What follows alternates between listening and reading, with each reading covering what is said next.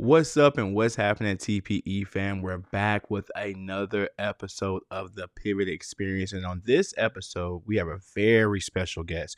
Our guest comes from us all the way from Oklahoma. He is a pastor, a leader, a father, a grandparent, a husband. He holds so many titles with pastoring experience of over 20 years. He has formed his own leadership and training program, One Voice LLC. I am super excited to have none other than the Pastor Rodney Payne on the TPE. He is going to share a lot of great information regarding leadership, his philosophy on having a team, and hiring people that will fulfill the needs of his business outside of his own interests. Man, I cannot wait till you guys get a chance to listen to this conversation. Let's jump into the episode. Take this mind of mine. What's up and what's happening, TPE family? And we're back with another episode, and I've got a very special guest online. I'll be lying to you if I said I've met this gentleman in person, but in my journey of leadership and trying to get better and trying to continue to develop myself, I ran across an interesting fellow on Instagram by the name of Rodney Payne. And Rodney has a podcast. He has a leadership business where he does coaching and counseling and building up people. And he's a full-time pastor, full-time husband, full-time family man. And I just couldn't help but to reach out to him when I was thinking about potential guests for the show. And I had to kind of tug on his coattail to see if he will be willing to join us. And he obliged. And I'm so happy to have none other than Pastor Rodney Payne on the line. How you doing, sir? I'm doing well, sir. How are you? I'm doing good. I'm doing well. Now, tell the people, where are you from? How'd you get your start in leadership? How'd you get your start in ministry? Kind of give us some background and some context. You might want to let me know how long we have. You asked my story. I'm not a young man anymore. I'm a grandfather, so it will take a while. Wow. I'm from Oklahoma City. I grew up in the greater Oklahoma City metro area, really in the country. For those who are from Oklahoma, it'd be eastern Oklahoma County. And so that's where I grew up and was a church baby and local, grew up in the community school. I was part of the first group that was bused from one side of the other, from one side of town, the other side of town. So grew up from a large family in respects that my mother was the baby of 11. My father's the oldest of 6. So I grew up with a bunch of cousins. On my mother's side alone, I have 41 first cousins. So that's where it all kind of began there. As we Well, matriculate through life. Hold on. 41 first cousins. Yes, I mean, sir. you got to have some maybe some leadership skills was starting right then. That's a small church almost. Well, You want to talk about a small church? I have 3 first cousins on my mother's side who are also preachers. Wow. Oh, okay. So, yeah. I bet y'all have a good time when y'all get together. Oh, when we rent out an entire hotel just to have our family reunions, and we have our own church, we have our own musicians, our own choir, our own deacons, our own preachers, our own congregation. We do it every other year. So yeah, I come from a large family, and that's the foundation of my morals, my spirituality, my leadership values. My uncles and my aunts, they taught me, and they taught us. It was a way we lived. My parents, our grandparents. We just learned how to do things the right way. So much of what I learned in leadership was intuitive over intentional.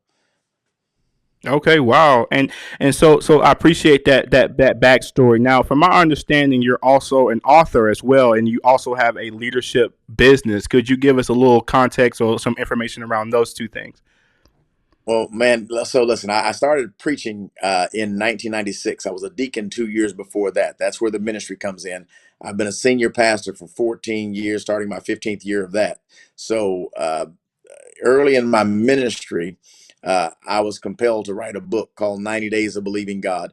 The premise of the book was to help a person with the how to of believing God, not just the saying, I believe God. So, again, a leadership initiative. I followed that up with my second book called 90 Days of Believing God, the devotional and journal. So now we're going to take you from the education or the academics of believing God to the practicality and going through 90 days of devotions where you're going to answer questions, write your thoughts out, and then do some devotion with that. So that's my second book. And right now, I'm really, really excited to be here. And I want to thank you so much for letting me be in the room today. We have just released our most recent project. It's called Critical Decisions Made Easy. It is my first leadership book. It's a leadership only book, and so it's focused on helping you with a decision making process that's reproducible, that gives you consistent results, that you can be confident in, and helps leaders to make decisions. What I find is that every great leader is a great decision maker. And so, how do we codify that? How do we put that in the process? So, we have just released that book. It's actually in production right now, and we expect the actual books to drop here in the next, I don't know, 15, 20 days. So we're excited about it. Wow, I mean, I think that kudos to you for taking on the not only the having the courage to write one book, but now you're on your third physical print project, and so a lot of people don't make it to the first one. So hats off to you in that regard. Is there a website, or is that Instagram? How do we purchase? How do we patronize you? The answer is yes, yes, and yes. The easiest way is I am Rodney R. Payne, Rodney R. Payne. I have a rodneyrpayne.com, and all of my social is at Rodney R. Payne. You can find information about the book in all of those places, and you can order it directly. It's available for pre-order right now at $15. They'll be shipping first week of February, so we're really, really close. Awesome, awesome. Now I'm gonna shift gears here a little bit, and this is a little off script. You and I have something in common in the context of I really enjoy John Maxwell's his commentary, content, and just his overall philosophy on leadership. And I saw something you posted the other day that resonates well with me. That's something I still use ever since I first heard it. I still use it in my conversation with my fellow teammates, and just around when I'm talking about leadership. And Maxwell defines leadership as influence, nothing more, nothing less. And so, and what is your take on that? What is your view on that? I know I'm kind of maybe putting you on the spot a little bit. That wasn't in our questions, but I feel confident that you can probably go on that. You probably got some words to share with us on that. Listen, everybody who knows me knows you'll run out of questions before I run out of words, so don't worry about that. Yes, sir. But John C. Maxwell, I have the privilege of calling him my mentor. When I started pastoring in 2009, I had been elected in 2008, and I went looking for resources to help me. And the name that kept coming back was John Maxwell, and his number one best-selling leadership book of all times, the original version, the 10th anniversary, and just last year, the 25th anniversary, the 21 Irrefutable Laws of Leadership. I went and bought that course, and don't date me, and don't start with me. It was a CD book, CD DVD pack, and you write it out. And I took my team here at the church through it for 21 months. I did one concept per month. I took it. I let John teach it. Then I came back and made it applicable to us and relevant to us. And I did this for 21 times. And then I went through several other Maxwell programs. And before you know it, I'm a student of Maxwell, and that's great, and it got to be a good start. Then I found out there's a program that he has that you can certify to become one of his team members. And so when I found that out, this would have probably been 2018. I took on that initiative, and so I've had the chance to be personally interviewed by John Maxwell. I see him in person at least twice a year, and so I get to watch him and get to learn at his feet. So he is very influential and one of my mentors from a distance, but also personally. I get a chance to sit there and listen to him in a setting. Matter of fact, I'm going here in a couple of months to see him again. So that began to shape and put some process to my leadership. Again, many of the things that I mentioned earlier, they were intuitive, not intentional. I didn't know I was leading. I just recognized that I had influence. I understood I had influence, but I didn't understand the responsibility of that influence. So when I began to put these processes in place and really study John, his material, and others, it gave process to many of the things that I had just, again, intuitively had learned and processed through my family or through ministry. I'm also a 25-year, not retired, I'm too young to retire, but transitioned from corporate America. I was in banking and finance for 25 years. So through the entire mix of this entire process, the one thing that keeps coming back to me is leadership. That's the one thing. It keeps coming back, leadership. Yeah, I mean, and if I'm not mistaken, Maxwell says it all the time. Everything rises and falls on leadership, and so that doesn't matter what Oh, you're you know, doing, whether it's from pastoral duties to your role as a husband, your role as a father, your role now as a grandfather. It all has varying levels of leadership. So no, that's awesome. I wanted to say my knee jerk reaction was, well, everybody ain't able just to to see John Maxwell twice a year. I work for Chick-fil-A currently. I've been there 20 years, and back in the day, like early on in my leadership, say about 15 years ago, Chick-fil-A would bring Maxwell in every year to talk to the operators and to the owners of Chick-fil-A.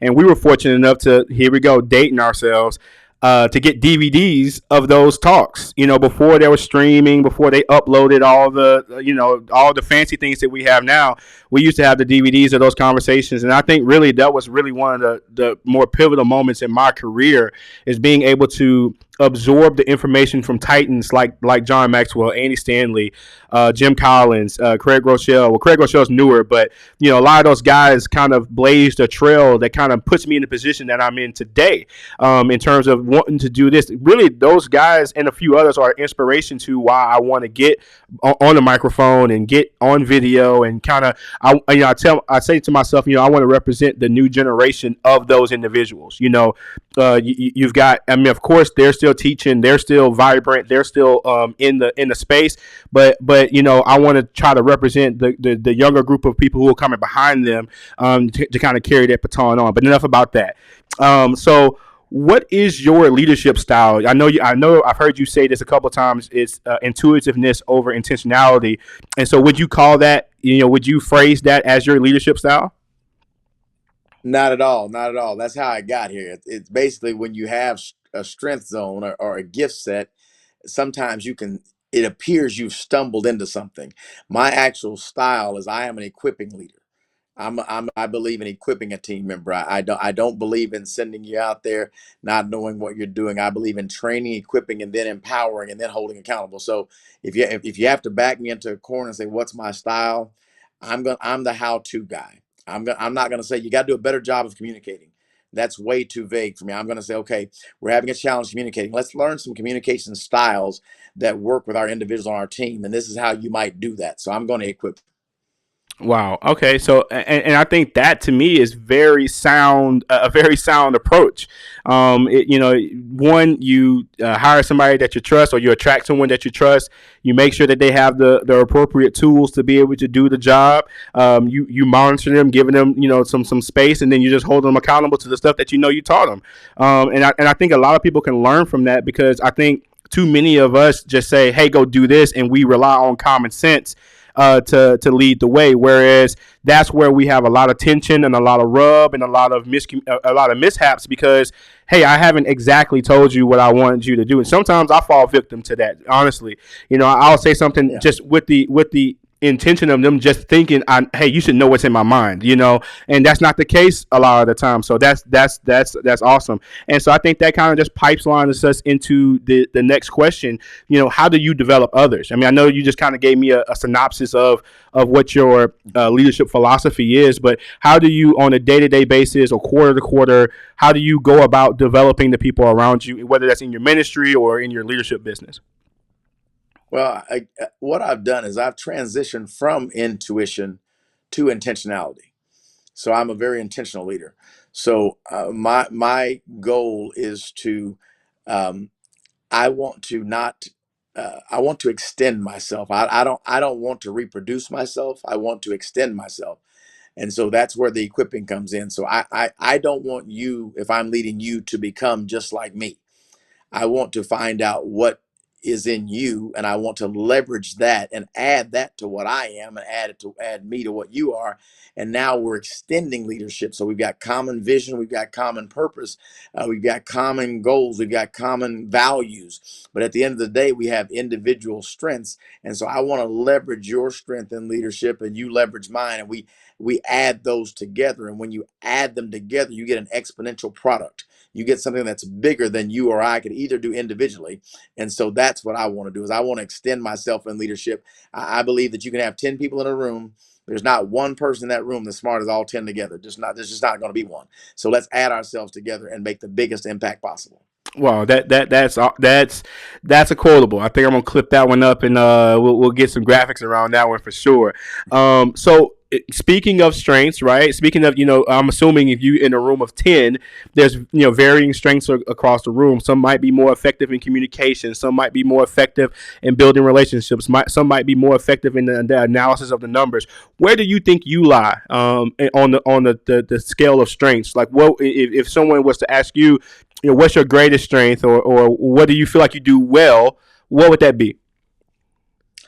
Um, that's probably the question I hate worse than any question. I don't like that question because I don't like it because I don't like talking about me. I'm here to help you. I like to add value to others. So a strength is I believe I can mobilize the team and we can go take that hill.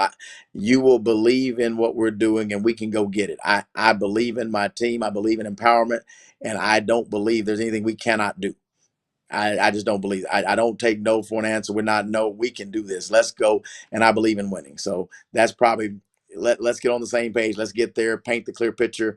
And when you'd want to stop, or you might give up on your own, or you might stop somewhere along the way. No, we're not doing that. Let's go get it. Okay, that's fair. Now, since you say you don't like talking about yourself in a gleaming way, what would you? Okay, so let's see if can are you critical of yourself? Now, what would you think something that you can get better at? What blind spots does Pastor Rodney have? At my phase of life, sir, I don't concern myself with blind spots. I hire somebody to do them. So I believe in addition. I believe in augmentation. So I'm not concerned about. I can do organized, detailed work. I don't like it. I don't like being in a room by myself with paper and pencil. I don't like it. I don't want to create spreadsheets. I can. I'm very effective at it. Yeah, I'm competent, I guess I would say, but I do not like it. So I have someone around me that helps me in those areas where I don't. I'm a strength leader. I don't believe in mitigate. I believe that you can grow your strengths exponentially while you can only move your weaknesses marginally. So you have to address your weaknesses. And for me, whatever, when it comes to details, organization, for instance, you wanted to be on my calendar, you and I would have still been trying to figure that out. But I have someone who loves to take care of my calendar. So I gave them your name and information, and we're meeting within just a few days. I wouldn't have found this time for you because I probably wouldn't have sat down and looked for it. I'd rather be doing what we're doing than trying to find time to do it. So I believe in augmentation. I believe that you add to yourself in the areas where you could use some help. And so, as a weakness, you heard it a minute ago. I mean, I'm determined. When I decide we're going, we are going. And so if you're not careful, that can be a challenge. Though, if you go too fast, too quick, you'll tear something up. So you got to be careful not to be a bull in a china cabinet, so to speak. But I struggle with that. Um, again, that's about it. That we could talk all day. I've got weaknesses longer than you got time.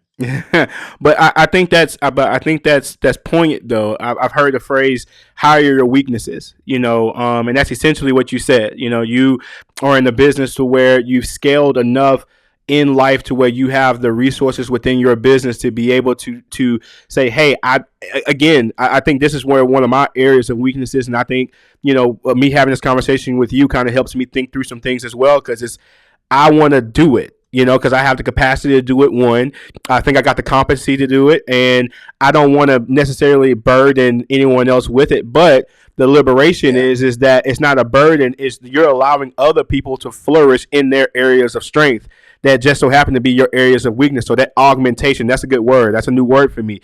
I mean, I know what it means, but in this context, augmenting your organization by acquiring people who have the strengths in the area where you have the weaknesses. That's phenomenal.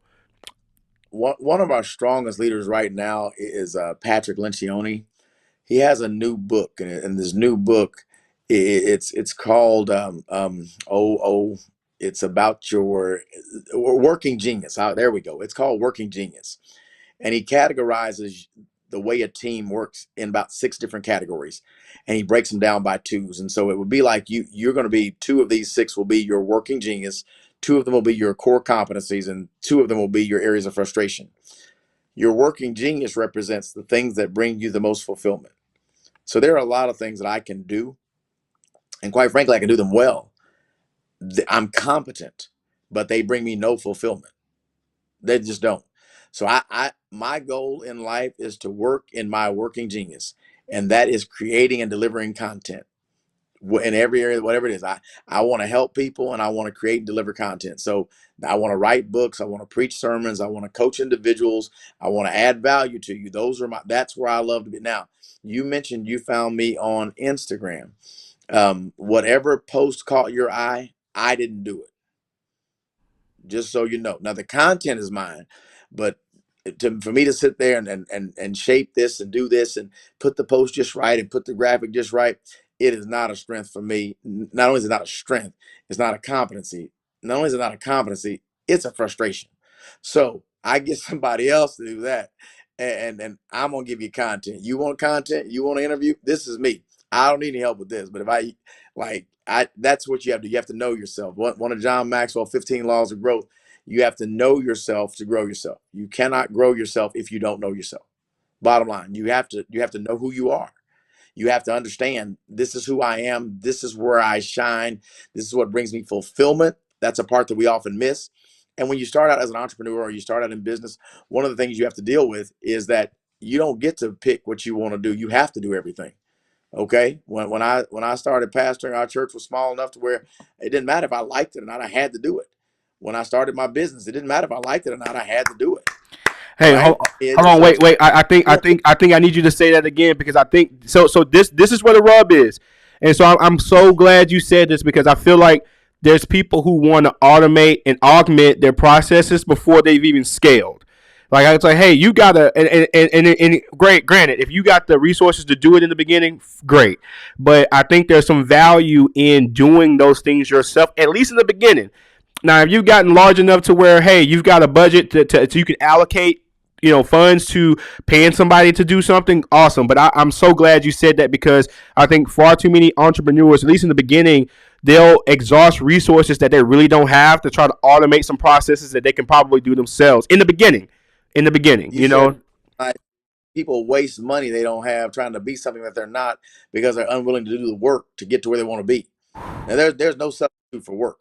My goal is to be efficient. So when I tell you that there are things that I don't like doing but I can do, there are still some things that I do.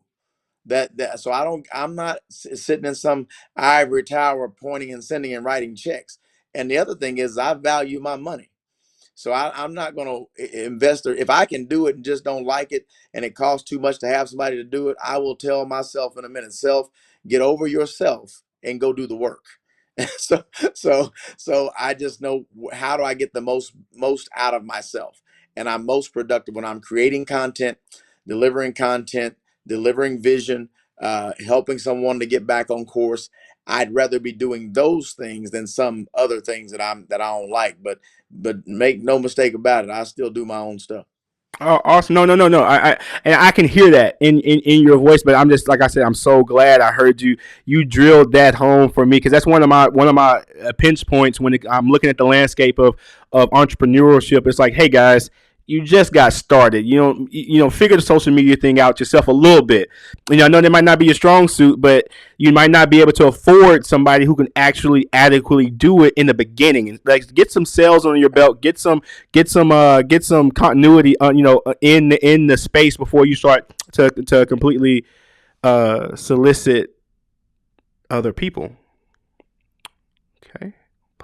All right, guys, we're back. We took a brief intermission there, and man, I guess we was getting too riled up. The system wanted to interfere, run some interference. We was having some good conversation there, but this is going to transition us into our next question.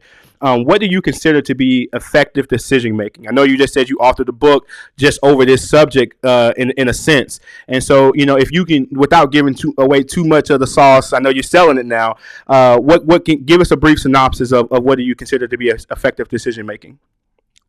Well, yes, I am selling the sauce, but to me, I want to add value to you. That's why I do a podcast every week, 100% free with real content. So I'm not, so when you think about decision making, Decision making is the next step.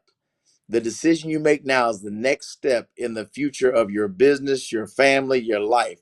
So, effective decision making will move you closer to where you want to be.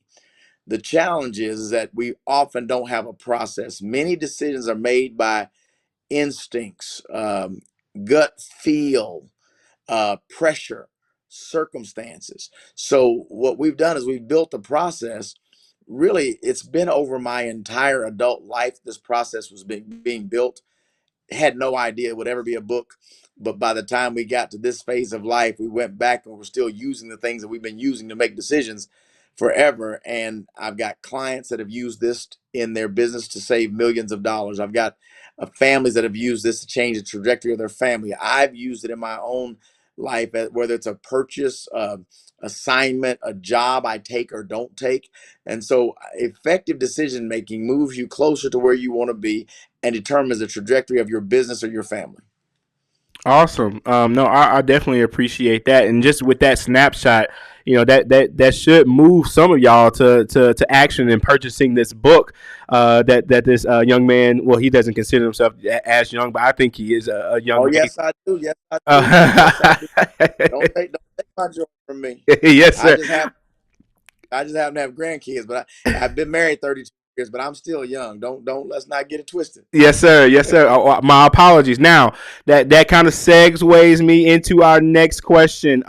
If you were to meet your former self, let's go back to 1996, and you see a young, Mm. newly new minister, and you see Mm. yourself walking with the wisdom that you have now, with the insight that you have now. What advice would you tell that young man? At first, I just put my hand on his shoulder and say, "Po, baby, you think you Po, baby, you think you know? So you don't know anything. Bless your heart." What I would teach is that time is not as long as you think it is. Everybody wants something right now because they want it right now. So they're unwilling to invest 2 years. 2 years is nothing. 4 years, 4 years is nothing. But you begin, so I would say slow down. I would say pay the price to equip yourself. Pay the whatever it takes to get yourself prepared for what you want to do.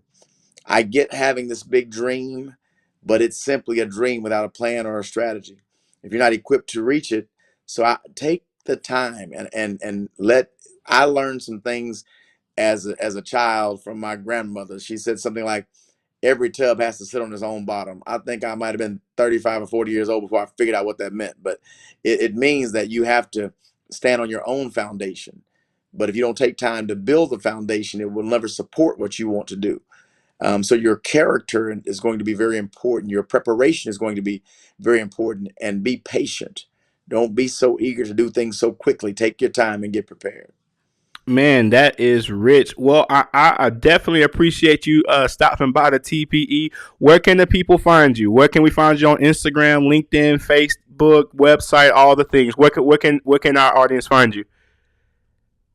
We make it simple. It's because I have a good team that tells me don't have all these different social media handles and all that. Pick one and stick with it. So I am at Rodney R. Payne. Rodney R. Payne. That's on Facebook, Instagram, LinkedIn, Twitter, TikTok, and even my YouTube channel.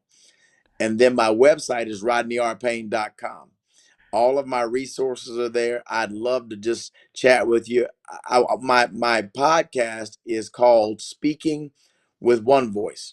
Speaking with One Voice, and it's on every platform. It's on iHeartRadio, iTunes, Google, Spotify, SoundCloud. It's everywhere. We have been able to do about 152 episodes. So you can go in. They last about 20 minutes by design. Before you can finish your treadmill walk or your walk in the park, I'm going to give you content that you can use. My podcast is not necessarily for selling anything. It's really for adding value to you. I'm committed to that process. So RodneyRPayne.com, Rodney R. Payne on all social media. And then I'm just really launching out on my YouTube channel. What's going to be there? Content, again, that you can absorb at no cost to you. So take the time. Sometimes you can't afford a coach. Sometimes you can't afford what it costs to invest in yourself, to go to conferences, but you can always click on your device and listen, take notes, and so that's a good start for you. Obviously, we're available to do other things, but at least get the free stuff. If you don't get anything else, get the free stuff. The free stuff, it's free to you, but it bills you. So now you're using time capital over revenue capital in order to grow yourself, and that's a good way to do it. And then, of course, if you need other help, we can do more than that. But that's how we do business. Awesome, man. Well, I appreciate you having a value first heart. There needs to be a entry level, and it doesn't sound like this stuff is entry level. This sounds like this is as good as it can be without soliciting your services directly as a coach.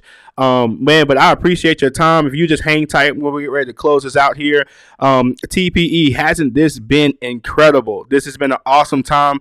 I'm very thankful for Pastor Rodney R. Payne to come on and give us a little bit of his wisdom, give us some value, add value to what we do here at the TPE. Hopefully, maybe one day down the road, our paths will cross again, whether it be on this platform, his platform. One day we might be on a card together speaking. Who knows what may be in store for us? But man, I'm so grateful that I've come in contact with you, and we can't wait to release this episode out to the people, man. And until next time, Hey guys, TPE, what's up? It's your peace. friend, Pastor John R. Adolph from the Antioch Church in Beaumont, Texas. And I just want to slip this in right quick so you'll never forget. It's all about progress over perfection here at TPE. Here's my love.